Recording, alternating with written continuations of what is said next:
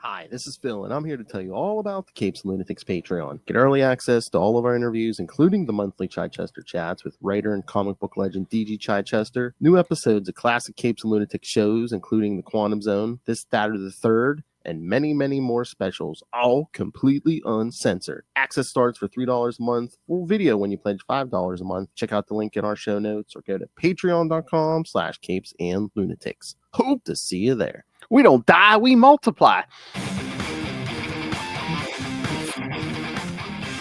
That's right, kids. Welcome back to another episode of X-Men Classics.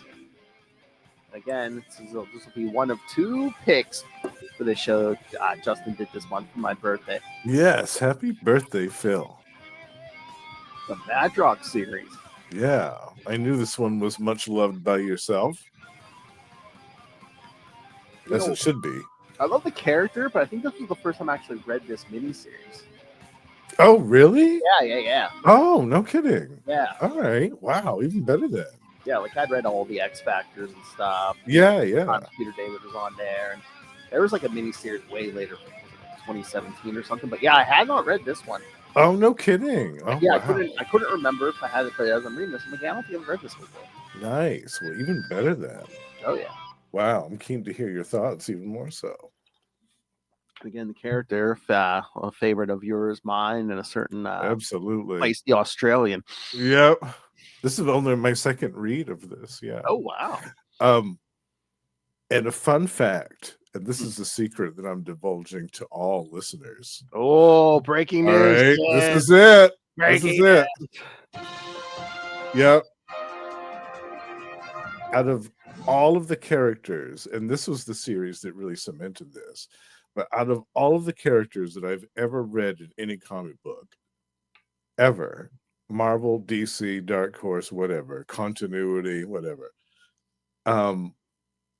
Jamie Madrox has the power that I would choose if I were to have a mutant or superhuman or whatever power. If I could only choose one power to have, really, I would not choose super strength or flight or telekinesis or intangibility or teleportation or whatever matter eater lad shit. I wouldn't do any of that stuff. I would have Jamie Madrox's power, because to me, like, and as we'll discuss, like, his is the power to have any type of life and experience anything limitlessly. Like, he could do anything that he wanted to. Interesting. And experience whatever he wanted to. And to me, that idea is absolutely fascinating and riveting. And it would be something that, if I were left to my own devices, I could do so many wonderful things with.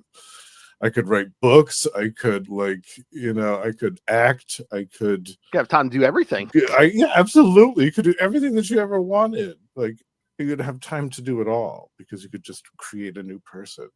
Every time I always said that every time I think of a new idea for a story or a book, I wish I could clone myself so I could just have them sit in a room and do it. And I'll just feed them 3 times a day while they write the book, and then I can do the rest of my life. Oh my. So yeah, Jamie Madrox's power is the power that I would choose if I were asked. And there's that poor MF for your job is to go to work every day. What? Yeah. And that's just it. You could do any job that you wanted. You could work at McDonald's and be a CEO of whatever. Like, it'd be limitless. It'd be crazy. I'd love it. Remember, it's not cheating if it's your own clone. That's right. Yeah. All right. So, all right. All right, should we get down to this? Yes. Yeah. Do we have synopses for these? I believe we do. Yeah. All right. Nice. I knew there was some Jamie Madrox fans out there. Well, yeah, probably Peter David fans also. Yeah. Oh, definitely. Yeah. Because again, that's kind of when he's at his best, when he's written by Peter David. Mm-hmm. Yeah. Peter David gets him the most out of any writer that I've read. Yeah.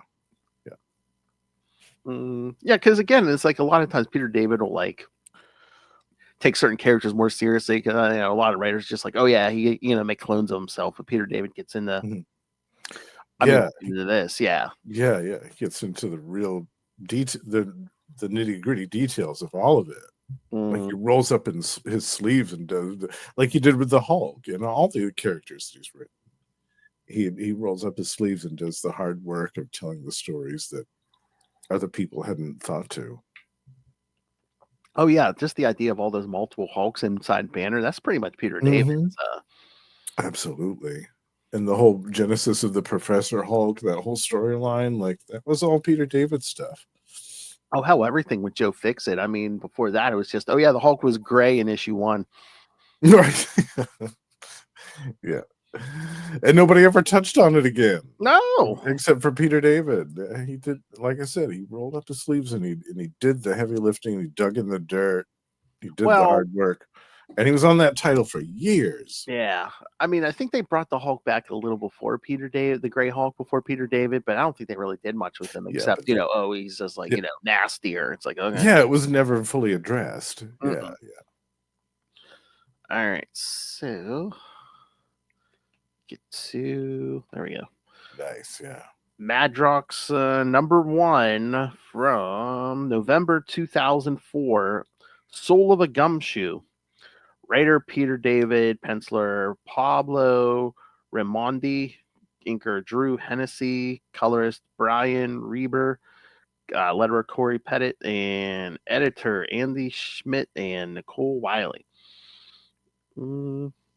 A dupe returns to find Jamie. However, the dupe has been stabbed. Wolfsbane arrives at Jamie's office and tries to help him sober up. A second Kwai Chang dupe arrives. Jamie sends Rain to meet Guido at the bar while he absorbs the dupe. While Rain and Guido are talking, the stabbed dupe arrives, saying he didn't have the energy to make it up to the office. Guido calls Jamie down, and Jamie absorbs the dupe.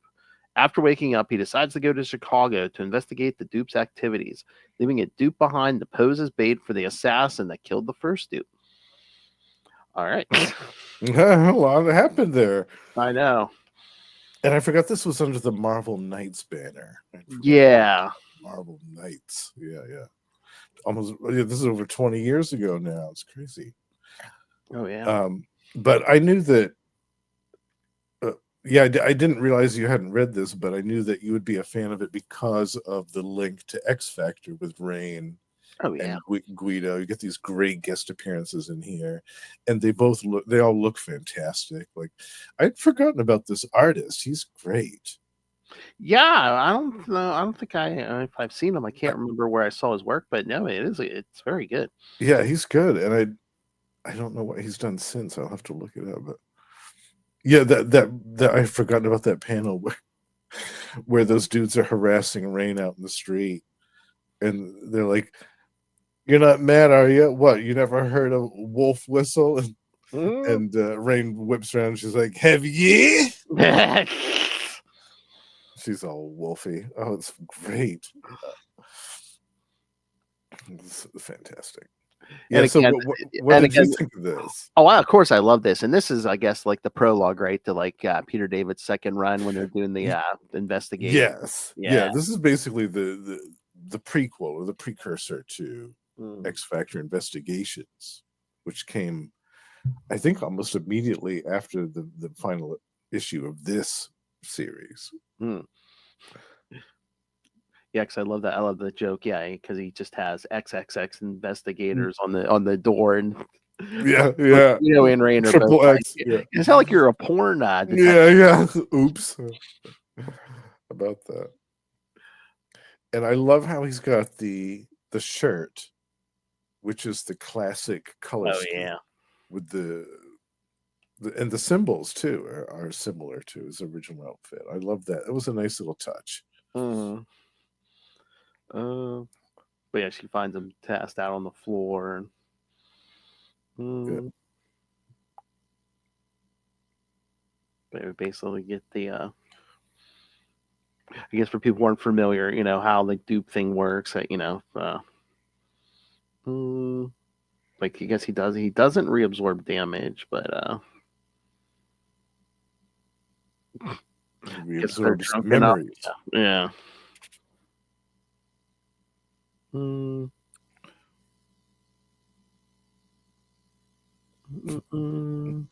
Oh, and then he tells her, and then this joke doesn't pay off till the end about it. He's talking about it being a detective, and he's like, on the way here, you stopped for a hot dog and relish at Nathan's, gave $1 to a homeless man, stopped by Midtown Comics to look at Muppet toys, stepped in a puddle at 32nd and 5th, and bought a copy of the Daily News, but wound up giving it to another homeless man. Yeah. It's like, how'd you know that? Trade secret. Yeah. But yeah, then that one dude came in, and I guess had been living as a monk or whatever. Yeah, a Buddhist monk. Yeah. I mean that's kind of my point about how I would choose that power, because you could do anything, you'd live any life, Mm-hmm. no matter where it was. Like you go to any corner of the world and just live that life. It would be wild, yeah. And this, the whole reunion with Guido in the bar was fantastic. Yeah, he goes out in the middle of the street and just shouts Madrox. Yeah, I guess they're just across the street. That part makes me laugh so hard. Oh man. Yeah, because the stab dude comes into the bar, and they're, Rain's like, reabsorb him. He's like, I can't.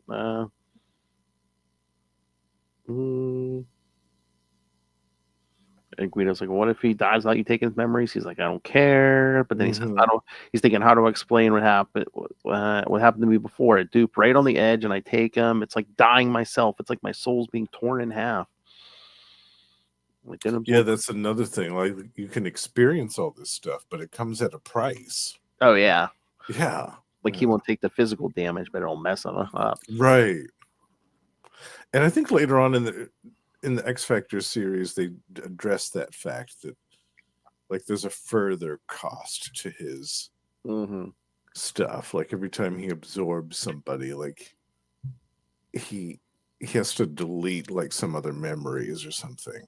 I can't remember exactly what it was, but it was interesting. It further developed the limitations of his abilities. Cool. Oh yeah. Yeah. I love he's all out of it. Then he's hallucinating a dog. Yeah, right. The dog. Yeah, this rain. Yeah. You're just licking my face. No, it was a washcloth. Yeah. And of course, he's like, how long was I out? And of course, Guido's like, 17 years. Yeah. Yeah, he's got to be the wise ass. I know. So then he just looks at Rain. How long was I out? 20 minutes. Okay. Yeah. All right. And he makes that dupe. So I'm bait. Oh, joy. Yeah. Because, Jamie's like, he's like, he's going to Chicago because he can see the face of the killer. He's like, either the dupe didn't see the killer or the memory is just too traumatic.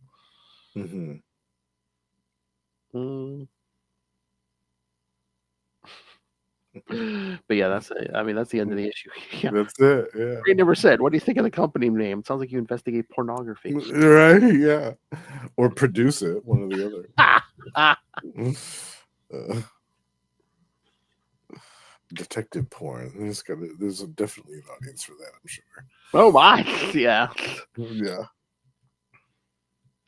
All right. So yeah, I liked it. Yeah. This is your first read through. Yeah. What did you think of this? Yeah. Like I said, I was hooked. I was like, oh yeah, nice. Bring it on. Bring it on. Nice. Yeah. Especially the solo Jamie issue. Yeah. For the most part. And it does kind of read like a prequel to that X Factor investigation series, doesn't it? Because it does kind of have that feel to it now. Reading it again years later, it has that vibe to it for sure. All right, we're gonna get to the next one. Yes, yeah. I think it's the same creative team on all the issues. Yeah, I think so. The great cover too. Oh yeah, I was just looking at this cover. Yeah. Yeah. I need to get this trade paperback that has this so I can get this in a physical format. 2 times the thrill, 3 times the adventure, 4 times the multiple man action. Multiple man action. Multiple man action. Sounds like oh my. Seems like you were Lilith in college. Yeah, right. It was a fun weekend. Oh my. Hey kids, yeah, it's all right, kids. We'll spend a whole month in Vegas one weekend. Whole month. All right.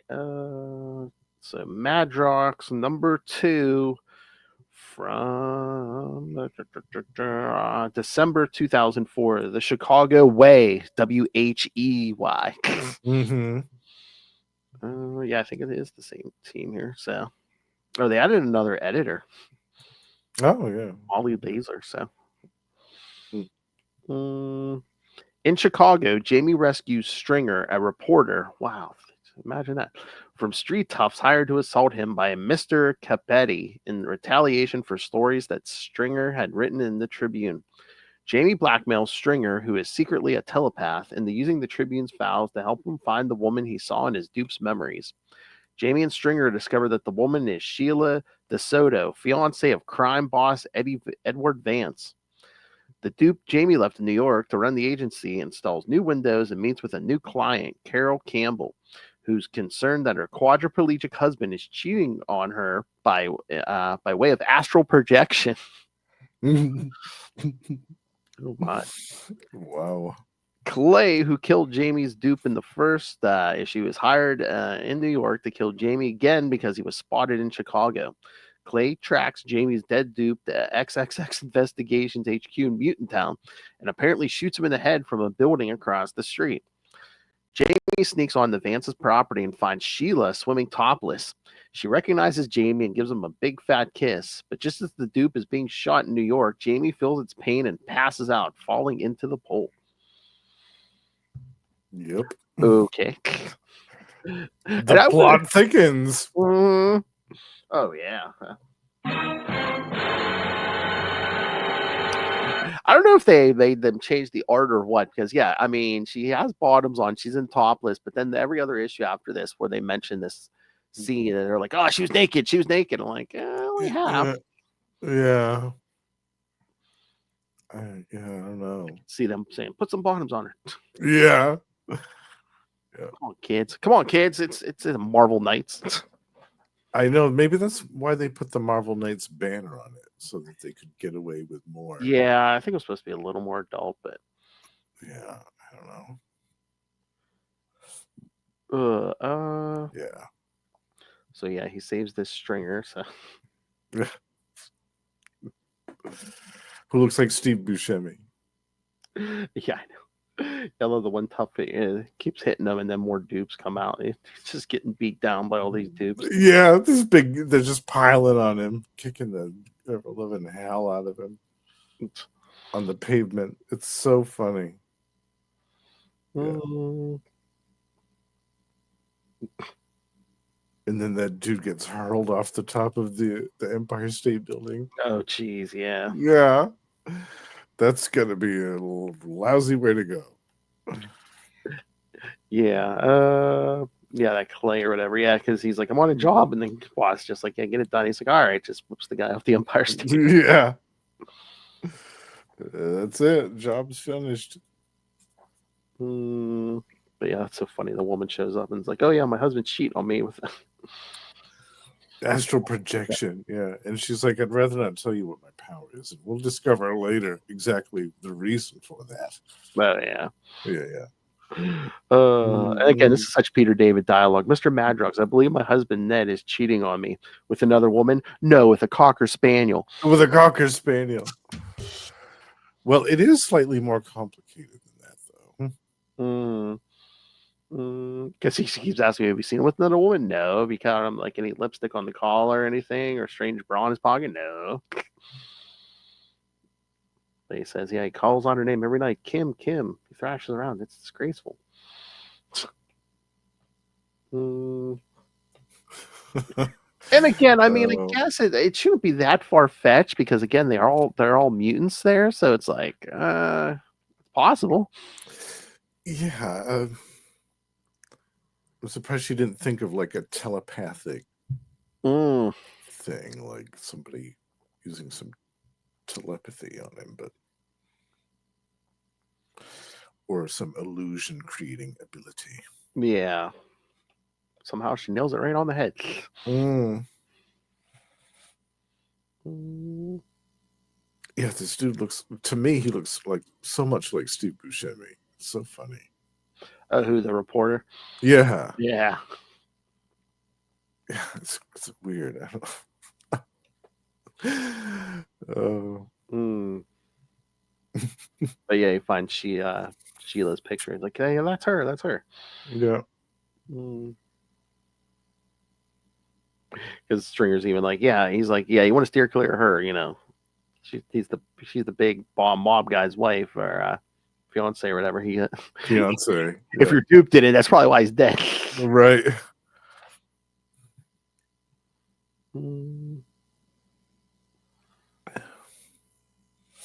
I love. They already killed me. Didn't take. Didn't take. Yeah. And then the whole compound's wall has a big wall around it, so yeah, it creates a bunch of dupes to like lift them over the wall. And again, get the whole thing where it's like, yeah, some of these dupes are getting kind of, they're not like all of one mind. Some of them are just, Yeah, and that was bound to happen. Like Mm. eventually you'd have some dupes that'd be like, you know what, I'm not into this. Yeah, this is stupid. Or something like that.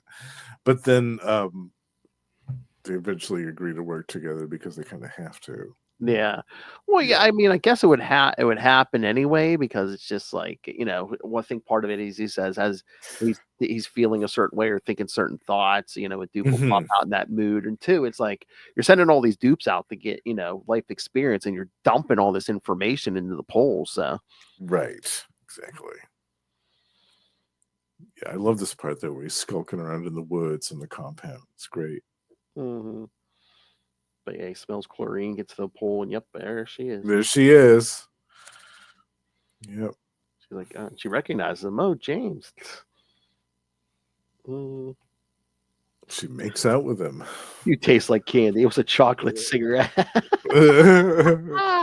Yeah. I have absolutely no idea what's going on, and I could not care less. Yep. Yeah, he's very happy that a beautiful woman is just making out with him for no reason all of a sudden. Yeah, he is. Yeah, he sees nothing wrong with that. But then the other dupe rather, gets shot. Yeah, or it appears by a sniper. Yeah. Clay, sniper shot. But yeah, he feels the pain and falls in the pool. Yeah. And we have 2 cliffhanger endings at the end of this one. Both involving a Madrox, yeah. Yeah, I love that.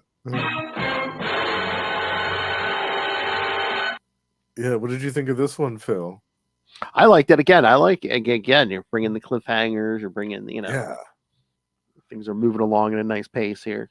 Yeah, the art's still great. But again, it's Peter David. Peter David really isn't into the whole decompressed storytelling. Right. Yeah. Which, thank God. Yeah.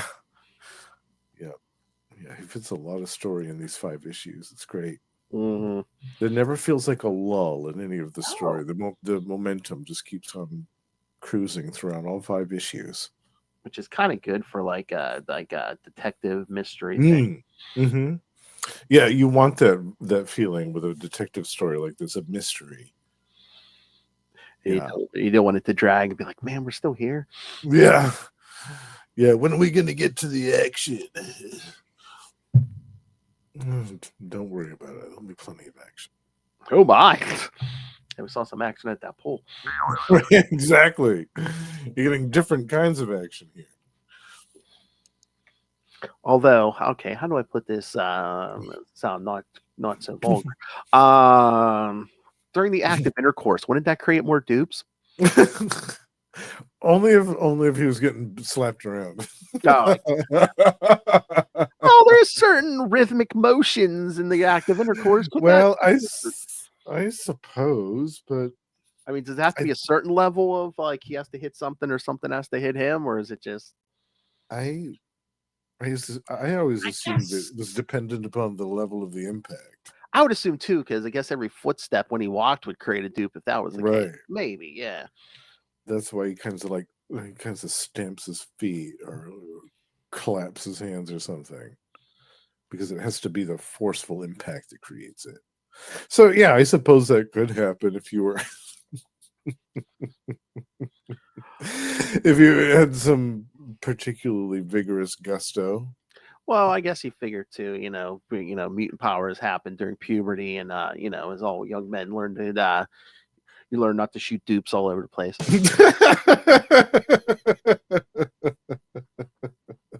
Maybe it depends on the dupe. Maybe some of them are pillow princesses, and maybe some of them like to go to Pound Town. God, can you imagine?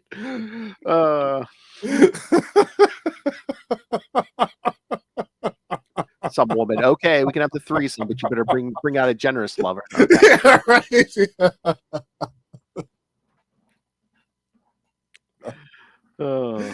Yeah. All right. Should we get to the next one? Yes, number 3. Another great cover too. Oh yeah, there's some covers in these. Love this cover. I forgot it's it. fantastic. I forgot to do a different way to share the covers now. A better one.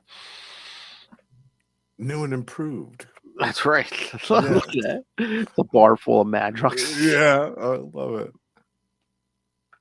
The art on that almost looks like Howard Chaykin.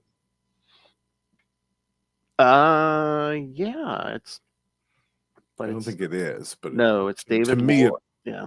Well, to me, it reminds me of Howard Chaykin style. A little bit, yeah. It's David Lloyd and Brian Reber.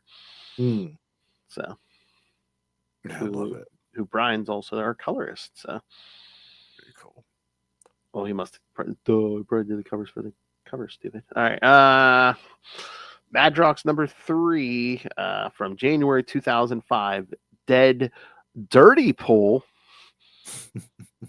by the same team. Ever been? There's no synopsis for this, but okay. But there's a solicit synopsis. Have you ever been totally beside yourself? Ever feel as if sometimes you're your own worst enemy? Then you can sympathize with Jamie Madrox as his investigation into his own death spirals out of control in Chicago, causing him to doubt everyone and everything, including, most especially, himself. Meanwhile, Guido has a major smackdown with the assassin Clay, while Wolfsbane seeks the goods on a philandering husband who may be cheating on his wife, but only spiritually. Mm-hmm. That's right. Oh yeah, because Rain's out there on the roof. Well, she was like up on the roof or whatever, and she's like, "Did I hear gunfire?" And again, the dupe's okay because the glass he put in. He's like, fortunately, the new glass, because he installed the glass, said, new glass I installed work. It's refractive, makes me look like I'm 2 inches to the left of where I am. That's very smart, very smart. But he got crazed because he said, my lousy luck, the shooter's aim was off. Yeah. Refractive. She goes, who uses refractive glass? He goes, Doc Savage. And I guess when he gets shot, it doesn't create a dupe because it's a different kind of injury. Yeah, I mean, I guess they can feel. I guess he feels pain. I guess. Yeah, the impact from the bullet or whatever doesn't create a dupe, but yeah, I forget that they at some point they talked about like how his powers exactly work. But yeah, I don't remember when or where, but I guess you have to hit him like full center, right. It has to be like a blunt force impact. It can't be because at the end too, as we'll see, he gets cut up a bit, and when he gets slashed or pierced or something like from edged weapons, it doesn't have the same effect. Or when he gets shot by projectile weapons. I love what she's like. Well, the original Jamie, sense the attack. He's in Chicago. I love. He's like, yeah, probably he'll feel dizziness, maybe even blackout briefly, but no major problem unless he falls into a pool or something. Unless what exactly happens? Yeah, if that happens, that's Peter David. He's like, let's fall into a pool or something. Yeah. The exact thing that's happening. Yeah, I love it so much. Yeah, but then he falls in the pool, hits the bottom. Oh, there's a dupe. And there's some hands forcing him back into the water. Mm-hmm. Yeah, so I'm just trying to drown him.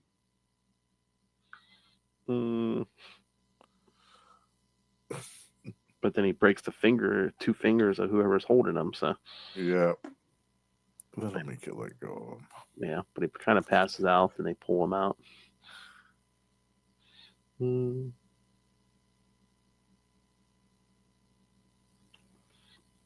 But yeah, they say they show that Eddie talking to the guy who got his fingers broken. Yeah, get those fakes, lock up Madrox.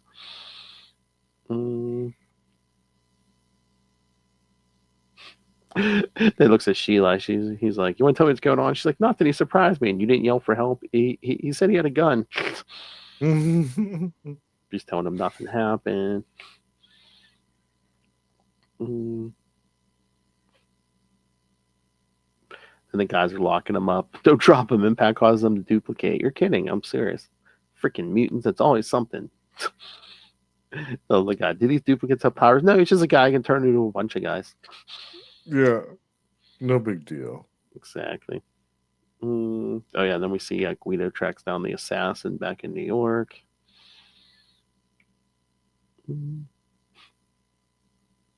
Lovey like shoots him in the face. He's like, come on. Okay, now you're just ticking me off. I think Guido gets blasted out of the building. I guess is that woman a mutant? It looks like she has like giant gun at the end of her arm. Yeah. But it's mutant town, so is that her power to like? I guess. Yeah, I forgot about that part, to be honest with you. Yeah. Pretty much anybody could have any type of power. You never know. And then when the dude meets up with Guido, are you okay? What do you think? I'm thinking not so much okay. Oh yeah, you got this whole detective thing down. Yeah. Oh, and then we get Bishop shows up. Yeah, yeah. All kinds of guest appearances in here. I know. And Jamie wakes up in that closet or wherever he's at. Yeah. I love it. He's thinking about sending all the dupes out, studying horticulture or the effects of fluoride or being a circus clown. You never know. Yeah. Getting out of handcuffs. Yeah. Oh, yeah, because he said he spent his summer in Vegas with Penn and Teller and Ricky G. Yeah. That's what I'm talking about. Just the wealth of experiences that he has. He could get himself out of pretty much any situation. It's great. Yeah, he knocks stuff off the shelf so he can pick the cuffs. Creates a duplicate on the other side of the wall. Oh yeah, always sticks his hand under the door. Yeah. Yeah. I'll hurry up, open the door. What's the point in letting you out? What's the point of anything? He's like, ah. Yeah, I love it. Yeah, they have this existential conversation all of a sudden. Yeah, because he was thinking about Sheila and just feeling detached from everything. And yeah. It's like, now's not the time for this. Yeah, because that was an interesting splash page of a guy just talking to himself. Yeah. Yeah, I love it.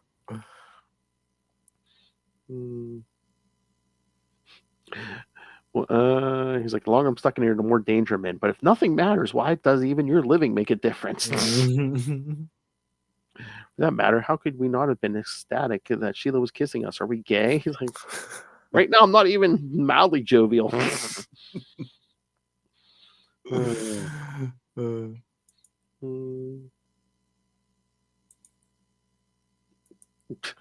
and then those guys come out and they got the dupe standing in front of the door. Just a heads up, you hit me, it'll make more of me. How about we strangle you? That'll work. Riddle Jamie in the closet. Shut up. But the idiots, don't remember his power because they're like, I thought we left them hogtied in here. So who's in here? And the original Jamie comes out, pulls like a bullseye, man, and grabs a playing card and like slashes the dude's throat with it. Yeah, just throws it. Yeah. He's like, oh God, it was instinct.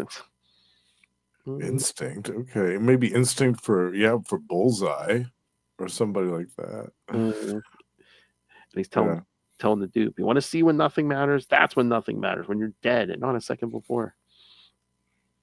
And reabsorbs him. Yeah. And then back in New York, Rain actually sees Yeah, the guy is leaving his body, so Yeah.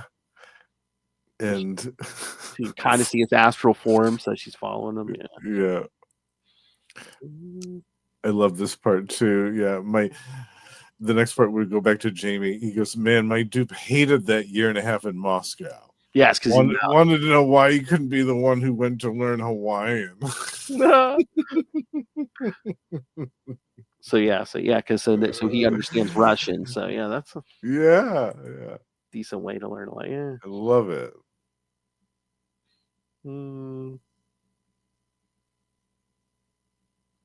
But yeah, he tossed the dead guy in the closet and tossed his buddy in there with him. Don't think about the blood or that you're probably going to hell now. Yeah. But yeah, he's trying to listen to this guy's conversation in Russian. He's like, the plan and mutants, the mutant problem has to be attended to. Can't put it off any longer. It's out of control. But then someone comes behind him, sticks a gun to his head. Yep. Oh yeah, it's that Clay. Here we go, another cliffhanger ending, Phil. Yep, and they're asking him, how, what you do here, and he's like, you're speaking in some kind of foreign language. Oh, what language was that? What should I know? What do I look like, a UN translator? And then a voice says, don't believe him. He knows it was Russian, and he understood every word you said. And it's like, how do you know? Because I understood every word you say, because it's another dupe working for the mob boss. Yep. Yeah, Peter David not giving us any like slow endings or keeping that, like I said before, the momentum just keeps on cruising throughout all of this story. Oh yeah, it's great, and setting it up the whole time where it's just like, oh yeah, some of these dupes are getting like minds of their own, or thinking differently than Jamie. But yeah. And we get a bit of a sampling with what the rest of the X Factor investigation series was going to be like, with the whole mystery with Rain following the astral projection and seeing what's going on there. Like you get the whole vibe of what that series is going to be like just from this whole situation. Yeah, it's great. Oh yeah. All right, so should we get to the next one? Yes, issue 4. With yet another great cover, as a matter of fact. Oh, yeah.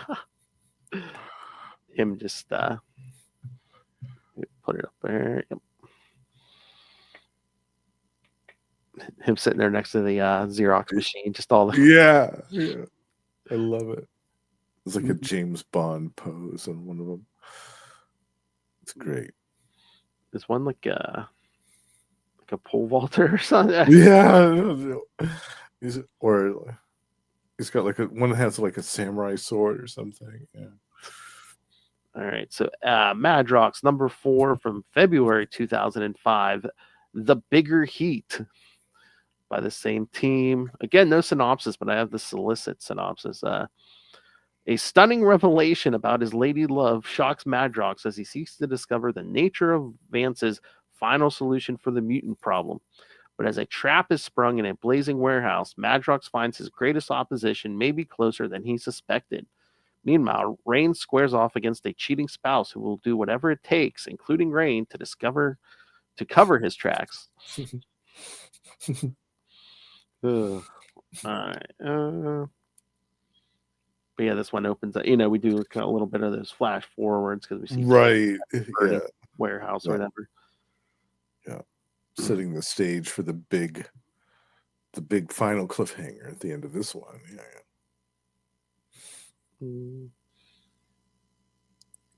But yeah, we see. Trying to remember, do we see who's trapped under there yet? But I don't think they say yet, do they? I don't think we get that until later on in the issue. Oh well, Jamie's kind of trapped too, but he makes a dupe, and then basically it just wants to save itself. So yeah, it takes off. It's so funny. Just leaves it there, and then we go back to where we were at the end of the previous issue. Yeah, because Jamie's finally figuring out, oh hey, you're the one who pushed me under water at the pool, and dupe's like, yeah, and you broke my fingers. The duplicitous dupe is revealed. if you hadn't passed out just when that it happened, at least you'd have shared them in the pain. He says, you made me when you thumped against the bottom of the pool. Yeah, because we never did see what happened with that dupe. Yeah, but I guess he's kind of working with Vance because he said, yeah, I convinced Vance here I hate you almost as much as he does. Mm-hmm. And he's like, well, I don't get what you're... He's like, oh, my self-loathing. Yeah. I mean, he goes, man, I'm the only detective who should have been issued a psychiatric's couch along with his license. Yes. But he's saying, yeah, not everything's about you. He's like, you never should have gotten involved with her, pointing at Sheila. And she says that they're married. But he goes, let her go. There's nothing going on between us. And then she yells, we're married. He's like, we who? Who exactly? Yes. But she tells Eddie, as when you're out of town, I met James, swept me off my feet. I never felt that way with anyone. I knew it was insane, but when he suggested we drive to Maryland, get married, I just did it. Eddie's not happy about this. Then he's like, here, he tells Clegg, here, give Mirror Boy a gun. Why? Because if you shoot Madrox, it's murder. If Madrox kills Madrox, it's suicide. Yeah. I'm like, yeah, no problem with the Clegg killing, just tossing that guy off the Empire State Building. Exactly. Yeah. Well, he's a mob boss. I mean, yeah. Don't get any ideas. You aiming at anybody other than Madrox, you're going down faster than a buck an hour floozy. Buck an hour floozy. Oh my god.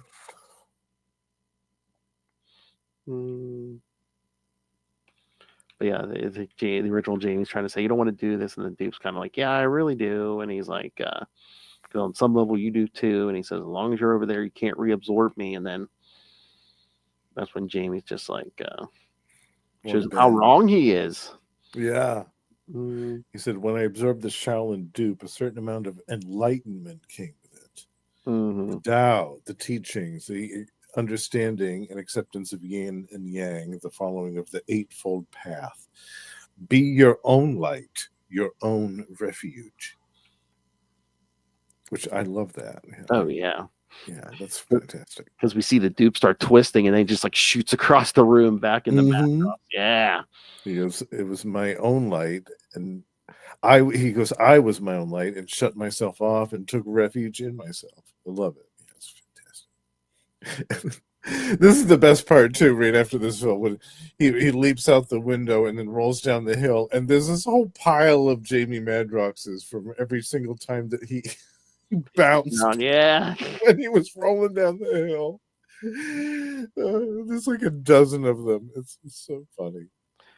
Him and Sheila are trying to escape, but then he absorbs all the dupes. He's like, I've never reabsorbed that many dupes in one shot before. It was like looking at 100 directions at once. Yeah, could you imagine?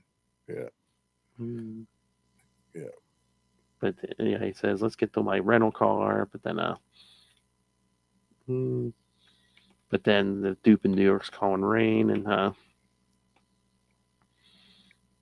she's following the astral projection. Yep. When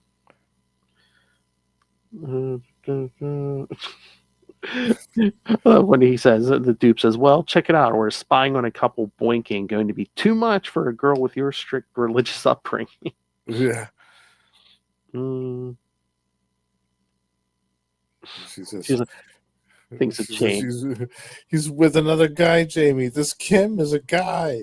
And she goes, I could be more virginal than Mother Mary, Jamie, and I think I'd still know a man. Oh yeah, because when she says he's with a man, he goes, are you sure? Yeah, are you sure? I think I know the difference. Yeah. But then the astral guy sees her and chases her down. Yeah. But then back in Chicago, Sheila's telling, she says that Jamie, I married a dupe of yours, didn't I? Yeah. Wasn't what you thought. Yeah, because he says, yeah, how did you? And she's like, yeah, well, you seemed kind of surprised when I kissed you at the pool. Yeah, Mm, about that. mm. But she wants to know, yeah, can you like bring out the one she married and stuff? And he says that man is dead. Somebody stabbed him. He died in my arms, my mind. His last memories led me here to you. I want to find his killer. She's like, yeah, it's probably Clay. He does all the dirty work. Mm, Hmm. mm, mm, mm. But he wants to know, he's asking about the mutant problem. She says, yeah, it's sources telling him that for the past year, a mutant's been trying to clear out all the Chicago bosses so he, the mutant, could take over. Sources who have since disappeared, so Eddie's taking it seriously. And other bosses have been going down the chute recently. And he blames this mystery mutant. He says it's like Mm. it's like the guy reads minds, knowing what everyone's up to.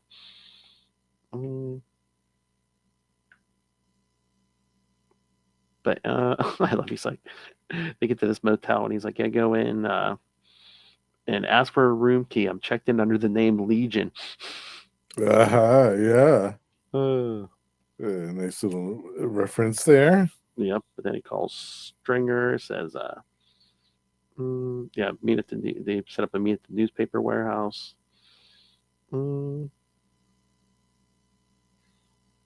He tells her, yeah, just stay there. He'll be back. Then we see Rain and the astral guy again. The confrontation. Yeah, and I guess her claws must do damage to him or something. Yeah, I still don't really know how that works, but yeah, her claws slash through the Phantom, and it has a negative effect upon Yeah. the dude's physical body. I mean, I guess his astral form must be able to interact with the real world because, I mean, he's going to the boyfriend every night. So, Right, yeah, they're having some form of intercourse, so yeah. So, like there must be, yeah. but yeah, then the astral form goes up in smoke and Rain's just like, uh-oh. Whoops. So yeah, then Jamie's back in Chicago's meeting with Stringer. Chicago. Yeah.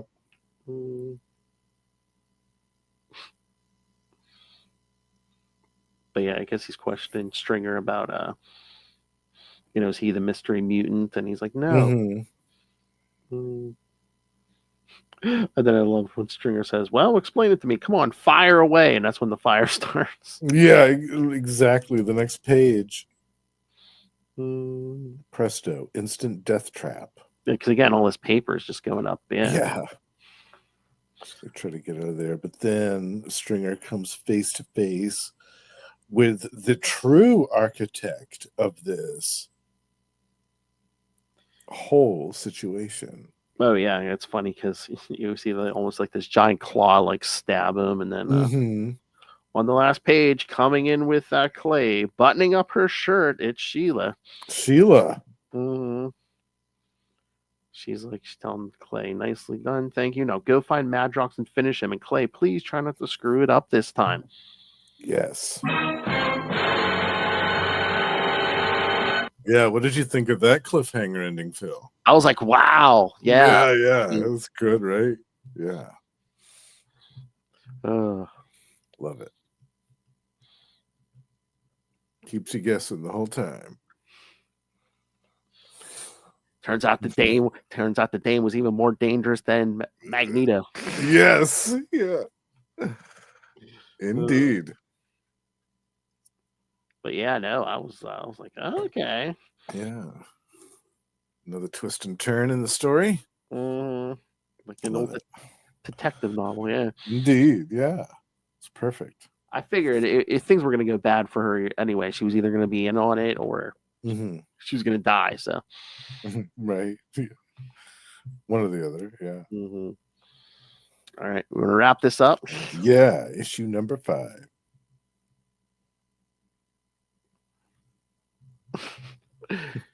Just Madrox is fighting Madrox. Yeah, all out brawl with himself. All right, so Madrox number 5 from March 2005. Once burned, twice shy. Same team. Again, no synopsis, but solicit synopsis. Okay. The searing conclusion as Madrox goes toe-to-toe with Clay, the assassin who killed his dupe.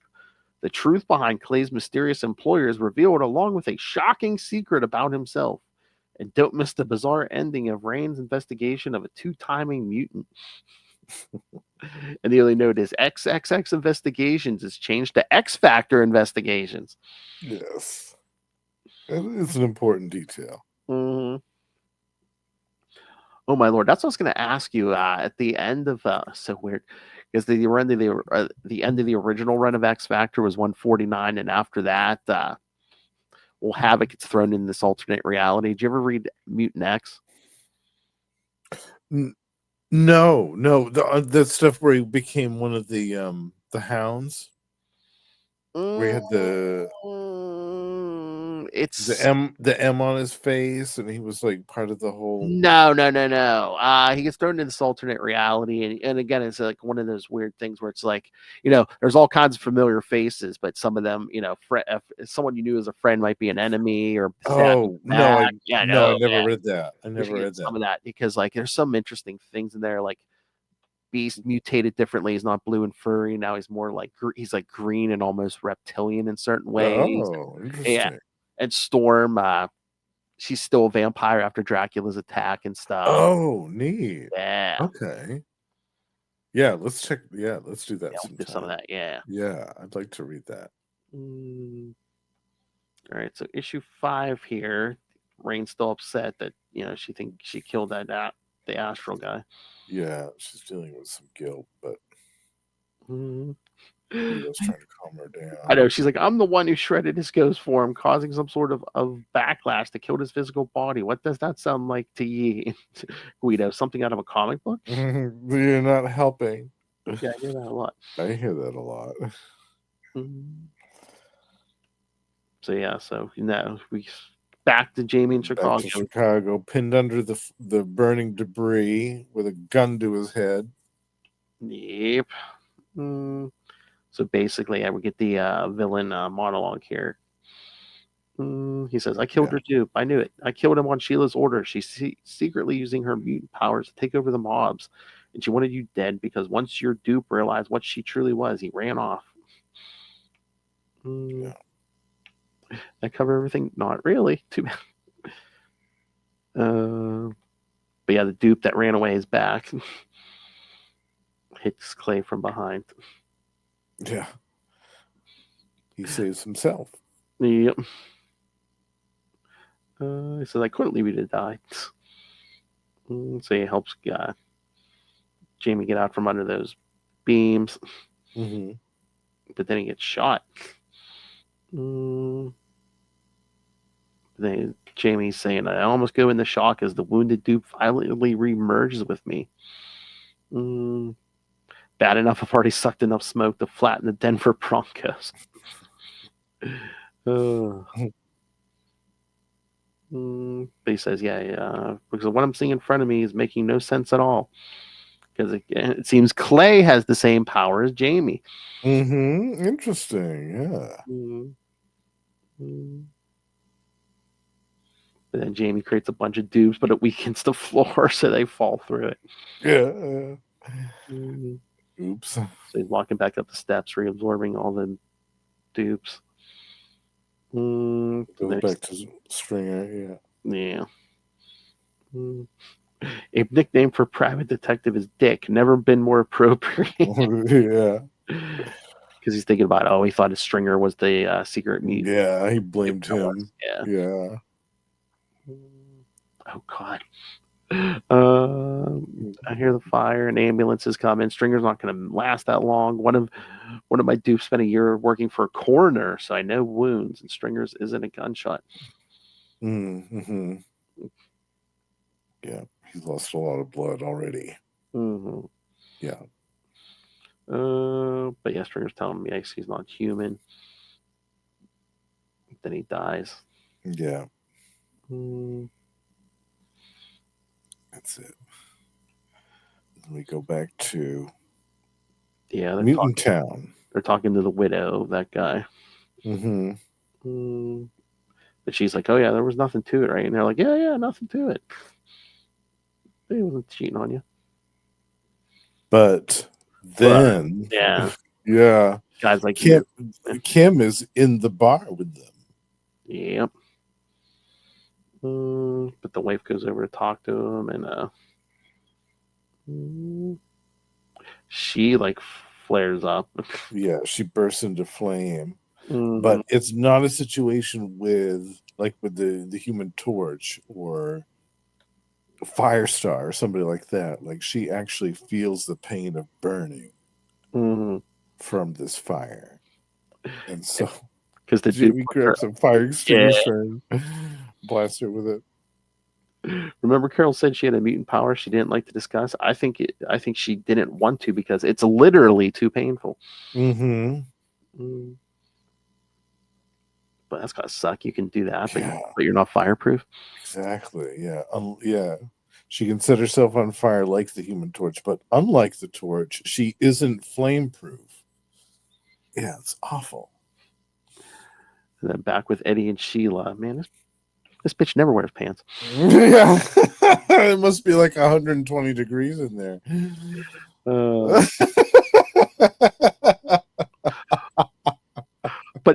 But she says it wasn't her fault, and Eddie's like, you married that guy, and she's like, but don't you see, he must have had some kind of mind control power in addition to being able to do the whole multiple body thing. She's saying, yeah, you mean too much to me. And then Jamie walks in. Yeah, for one thing, you're an endless fountain of information. Yep. Son of a. Through you, Sheila finds out who all the toughest nuts in Chicago are. Then she cracks them one by one. But don't get too comfy, Ed. See, once your rivals were gone, you would outlive your usefulness as well. Yeah.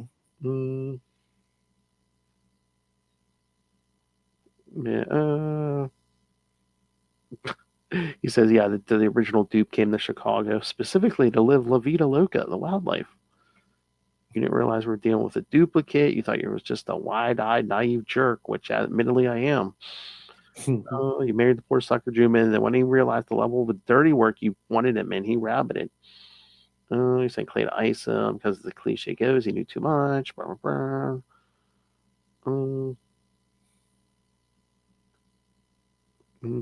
But no actual proof of what you did. In theory, I have to let you get away with it. It's bad business to let the killer get away with it. Bad all around, bad for every detective everywhere. You kill me, and you're going over for it. You, and before you, your beloved Eddie. And then it appears Jamie shoots Eddie in the head. Yep. So it appears. Then Clay comes in, but then we see, I guess, part of Sheila's powers. Yeah. She begins to metamorphose into a creature and attacks Jamie. Oh yeah, all these claws and spikes come out. Claws and spikes, yeah. Out of her mouth and everything. It's almost like she's like a praying mantis or something. Yeah. And Jamie's like, I figured she was something like this from the way she killed Stringer, but this cleat catches me flat-footed. She goes, any last words, husband dear? And he says, just two. Paint gun. She's like, what? Then you hear bang. Yep. And first it's Clay that's shot. Yep. By Eddie, who's still alive. He was shot by a paint gun. He says, this one's real. Yep. Then he just starts shooting. Just starts shooting Sheila. Yeah. He blasts her. Yeah, and it says Jamie's dialogue. He goes, I have no idea where he pulled the gun out of, but there it is. The gaping holes blossom over her like red flowers as he empties the entire clip into her. My guess, she was dead from the first one, which blew her head apart. A debt he obviously felt he owed her. The rest were interest on the debt. And ironically, he falls back in the pool. Yeah, right. This green blood in the pool afterwards. And then Eddie's basically like, says to Jamie, give me one good reason not to kill you. Bottom line, I saved your life. You owe me. Is this how you settled that? He's like, frequently, yes. Frequently, yes. Jamie's like, no, I got nothing. Yeah. Eddie's just like, get the hell out of here. And that's it.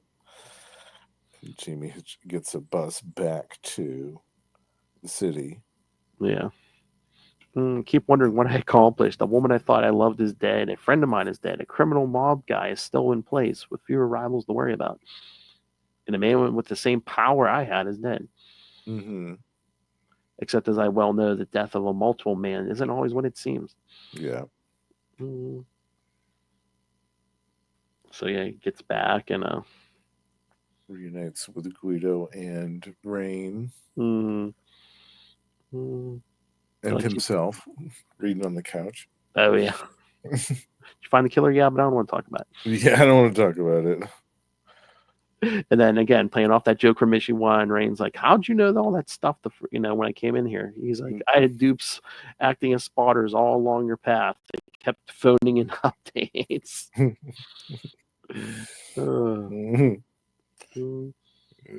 But yeah, he says he has room for improvement, and they're like, "Yeah, there's a room for improvement on the name of your agency, Triple X. Sounds like a porn outfit." Guido says, "I took care of it for you." What do you mean?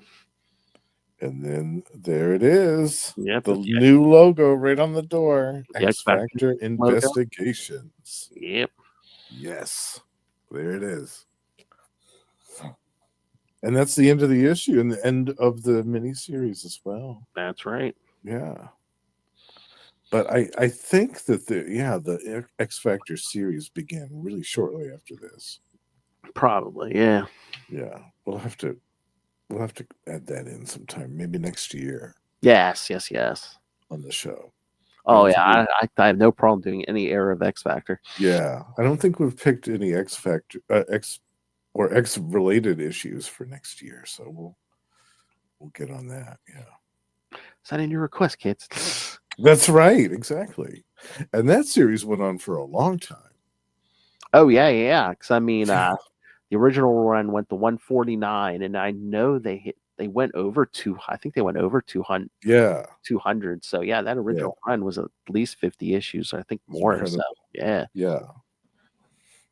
Well, yeah, it's Peter David. I know, yeah. And he stayed with it, I think, the whole series up until the end. Yeah. Fantastic. Yeah, we'll definitely do that. Oh yeah. Yeah. So what did you think of this as a whole for your first time reading it through? Do you Oh, I love it. I mean, thank you for Yeah. making it. Yeah, no, Oh yeah, no problem. Yeah. I'm glad you liked it. that's one of the. I knew that you would. I mean, I knew we're both big fans of Peter David, and we're big fans of Jamie Madrox and X Factor. So you kind of get a little bit of everything here. Yeah. Oh yeah, and I think later in the year we'll have to try to get Rain here. I think we did schedule some of his first issues on X Factor. We did. Yes. We did. Yeah, I was going to mention that to Ray maybe on our next Spider Cast that we should tentatively schedule some of that stuff for. Be like, yeah, hey Ray, this many months down the line, yes, schedule some time. Yeah, well, I think it's in the summer, so it's not that far off. Yeah, I remember right. It is August. Yeah. Yeah. So we should start planning away. Exactly. I was trying to see. Yeah, because I think we actually have 3 X Factor episodes. Yes. Yeah. Yeah. 3 in a row.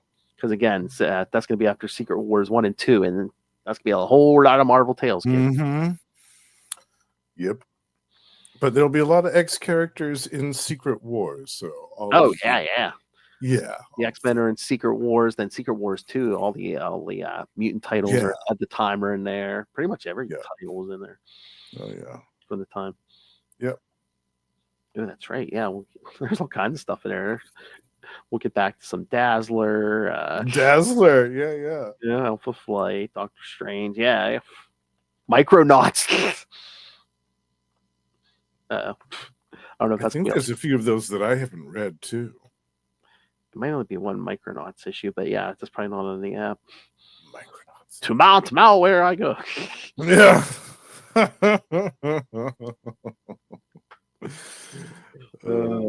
So yeah, kids, lots of good stuff coming. Yes. All right. Yep. So anything else, Justin? No, I'm happy that you liked this. Yeah, and I had no idea that it was your first time reading this, so that makes me doubly happy that it was a pick for your birthday month. And the other episode this month that Justin picked for X-Men Classics is going to be the original X-Men vs. Avengers from 1987. So yeah, which I knew you were a fan of as well. I've read it. It's been a long time, but yes, I have read that one. Yeah, that's a classic. Yeah. Yep. Yeah. Yep, and again, keep your eyes on Marvel Tales too, kids. Got some Iron Man, got some Thor, got some U.S. Agent before the movie comes out. Some more good stuff for Phil's birthday month over there too. Oh yeah. Yep. Oh, that's the other thing. Because kids, and in May you're not going to get a ton. You're really not going to get any X-Men Classics in May because we're going to do 2 episodes on Thunderbolts, and then we're going to roll right into Secret Wars. So right. But as we said, again, you'll get a lot of X characters in the Secret Wars stuff. So definitely check that out. Oh yeah, Secret Wars 1 and 2. If you're not regular listeners of Marvel Tales, and if you're not, you should be. You should be. It's me and Justin. We're talking in the Marvel cut. It just happens, anything other than an X book. Yeah, it's basically the companion to this show. Like they're 2 sides of the same coin. So yeah, you should be listening to both. Pretty much offshoots of each other. Yeah. Right. All right. So yeah, kids, send us your thoughts on all of that. And tell us what you thought of the Madrox series. And Peter David's X stuff in general. I could just hear raise feedback incoming Yeah. for Madrox. Yeah, I wonder what he thinks of this miniseries. Yeah. It's either going to be he loves it, or it's going to be like, oh, I never read that one before. I have to go on the app and read that. Maybe, yeah. Maybe this is a new one to him as well. Yeah, because again, what was that, 2004, 2005? Yeah, 20 years ago, yeah. Because if this was like the 90s, he would have read. I for sure know he would have read it. But All right, kids. So yes, please send all those thoughts in. Email us, CapesandLunatics@gmail.com, or call the voicemail 614-382-2737. That's 614-38-CAPES. And you can find every episode of pretty much anything we've done at CapesLunatics.wordpress.com. Help support us by buying merch at T Public or Spring. Yes. And again, deadlier than any pantsless mutant, Lilith Hellfire demands that you rain random money on us through the Cash App link. Make it rain. And so is that what that's why she was almost naked in the pool in that the first time we see her, because she was like just spreading out those mandibles or whatever. Yeah, exactly. Yeah, it's just stretching out. Oh. Good Lord. Well, again, that's probably why she never wears pants. I mean, well, yeah. Nobody ever wants to get their mandible stuck in the And of course, kids, Patreon, where again you get exclusive uncensored content every month from me and Lilith. And again, if you are a patron, like our good friend Justin here, you can request topics for Lilith and I to discuss. It doesn't have to be comics, can be anything. So yep, subscribe I and tell us the Friday the 13th film franchise for Phil and Lilith to talk about for the month of June, because that's the only month we're getting a Friday the 13th this year. Exactly. I'm gonna try to drop that right on Friday the 13th. Nice. Oh, nice. And again, if you're a patron, you can get your own customized sound drops too, kids, if you want. That's right. Like Justin and Ray. Oh, baby. Strongest wrists down under. Taint. Tight. All right, so subscribe to the Patreon, patreon.com/CapesandLunatics. Remember, completely uncensored, so we hear plenty of tight. That's right. Uncensored. More vicious and brutal than ever. Ray's uncensored taint. Capes and Lunatics After Dark. He might hear this. He actually, I know on our last Batman episode, Lilith and I were like, yeah, does Ray listen to this? Probably not. He sent me a message last night. He's like, oh, I listen sometimes. I'm like, oh, it was a straight up Batman episode. He listened to it. Oh, wow. Okay. Interesting. Mad for Mad Hatter. I don't know. Yeah. All right. See, kids, even if I was a huge Batman, lover like Ray can listen to that show. You all can listen to it. Batman, my favorite character. Ray sitting here, Ray listening to a Madrox episode, just hoping to enjoy himself, and just like, man, it hit me at the end, man. They always got to ruin it at the end. He says, I'm under contractual obligation, Ray. I have to play your yes once an episode, or Lilith gives me the back end. All right, kids. And again, we'll get to this Justin the Owl. And as we've said, you can catch him with me every week on Marvel Tales or X-Men Classics, on occasionally both. I can also catch him here on this podcast on Energon Universe, where we cover the new Transformers and G.I. Joe content. One World Under Doom, the Dr. Doom podcast, which will be, you should know what that is. And of course, as we also, he's also the monthly co-host with me and the aforementioned Ray on the last episode of every month of Ultimate Spider Cast, where we talk Scarlet Spider. We're gonna have a big run on Slingers here in a little bit. So, yeah, I'm excited for the Slingers stuff. Yes, too. All right, and of course, over on Capes and Lunatics Sidekicks, you can catch him at least once a month on We Are the Night, the Batman podcast. Talking Azrael, yes. But he also pops in other times, like Meow May. He'll be there. Meow May and Anarchy August, and that's right. Killer Moss stuff. So you never know when he's going to pop in, and he's also on occasionally Electric Mullet, the Superman podcast. That's right. You'll see me every so often over there. We just recorded the 50th episode with Tyler, and Lilith even showed up. Lilith, yeah, that was fun. Oh, we're almost done, Russell. Cranking me, Hogue. I think we'll be talking with Russell soon on Energon Universe later this month. Oh, yeah. Return to the Transformers stuff from Image. Russell, all right. Yeah, Russell, I dare you. I throw down the gauntlet, sir. I want you to start a Spider Ham podcast and call it Cranking the Hog. Spider Ham. Cranking the Hog.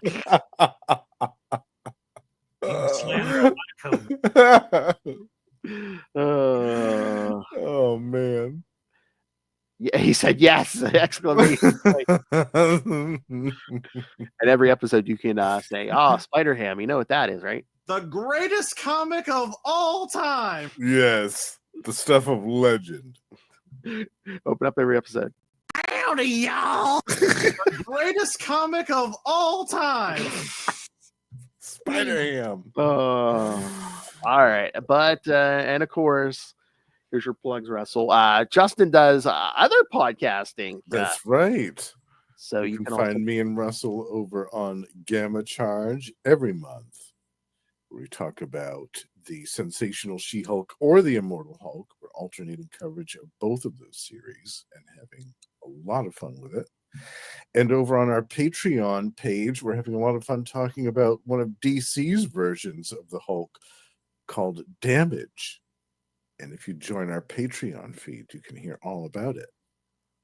And then, although Predator and Prey is on somewhat of a hiatus right now, we will be recording some new episodes, I'm sure, in the near future with the aforementioned High Priest of Khonshu, Ray, and Sparky. And over on the Lost Library of Legends, my solo show, I am doing a multiple-part retrospective on Malibu Ultraverse title, The Strangers. We're going back to the 90s here, bitch. Gonna be some dicks waving around. Yes. Oh, that's naughty. Yep. One way trip to Biscuit Town. My Tweety Bird just went off just in time for that. Oh my. Oh my. Again, the world needs more predator and prey. So Ray, get in the backseat of that car already. So predator and prey. The chopper. That's what we call it whenever he records from the with his sunglasses on. He's get to the chopper. Yeah, record more episodes, Ray. Be productive on your lunch break instead of just sitting in the backseat of that car going, Oh, baby. oh. I think ball player. Record some episodes. Look at some good things while you're on that laptop in the backseat of your car, Ray. I think part of the issue has been it's too scorching hot. Like on his lunch breaks, I think it's been over 100 degrees over there. So. Well, just take like a lawn chair and sit outside the car, Ray. Come on. Oh my God, how funny would it be? You see him sitting in a big tub of ice or something while he's recording. I can see it now. Yeah. Cool and breezy. Yeah. Should be cool. Getting warmer up here. Dry heat. Should be getting cooler down there soon. It's getting warmer up here. That's true. Yeah. Be funny in the middle of summer. You're recording, you see well, I guess he said they don't get snow down there. That'd be cool if you saw snow in the background. AI generated snow. The international best. Yes. Predator and prey. All right, kids, come back next time. Go read those Madrox issues we just covered. That's right. Have fun with yourself. Good night.